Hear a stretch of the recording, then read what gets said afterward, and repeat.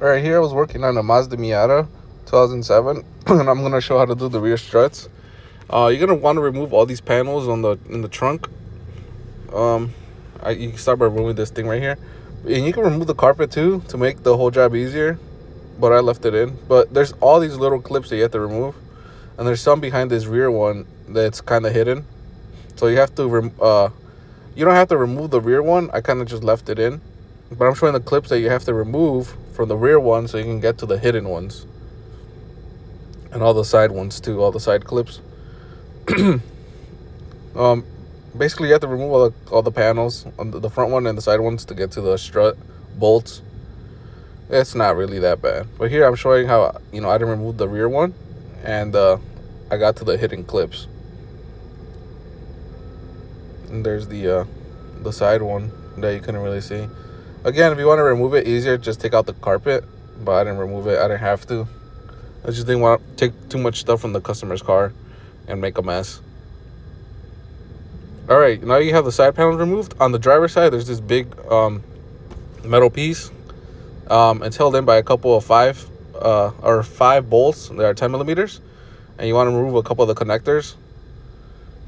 I think maybe one connector, and then on the middle one there's a bracket with a little computer that's held and it's in the way of one of the bolts. You just have to move that. And here are the struts. On the passenger side, it's pretty easy. On their driver side, it's not bad either. It just has these fuel lines. Where in the older Miatas, it was really in the way, but on this one it wasn't that bad.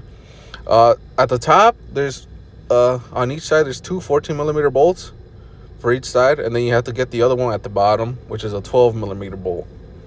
And I guess you do that so when you take out the bolts from the top, the strut doesn't fall, just doesn't fall down. These are all the bolts and clips that you have to remove just to get to the struts. And here are pictures of the panels. I don't know why, if you need them.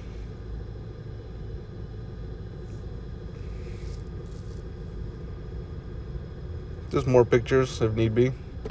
And then all the sockets you're going to use is 21 for the lug nuts, 14s for the strut, 12 for the bottom one, the bottom bolt, and 17 for the big bolt that holds the strut to the suspension. And here I'm trying to show from the bottom of the strut how that bolt looks like. It's just a bolt, and you're going to reuse it.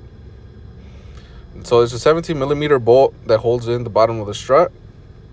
And I thought you had a jacket, or not jacket, but put something under it to make sure when the strut releases, the whole suspension doesn't come down. But honestly, it wasn't that bad. Now here I'm showing one of the rear arms that I had to take off. I think it was a 17 or 19 millimeter bolt, and you have to take out the bolt and move the arm around. It's connected to a stabilizer link, and you do this because you want to push down on the suspension to get the strut out. And on the other side of this arm, you got to loosen the adjustment bolt, which is that for sure is a 19, I believe.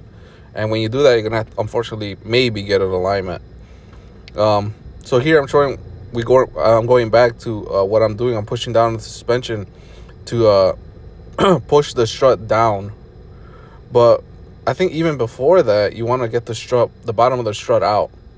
And to get the bottom of the strut out, I just used the pry bar with a hammer, and I was tapping on it to get it out. It's because there's no other way to really get it out unless you want to start taking apart more part of the suspension. And this is what I was doing. I was just tapping it right there until it finally came out. The middle of that arm is a 6 millimeter, I think, when you're going to put everything back together. And here's the hole for the 12 millimeter. And like I said, you're going to have to reuse it. And honestly, that's about it. When the entire strut comes down, it's going to be, you're going to have to figure out a way to just, get it around all these little arms.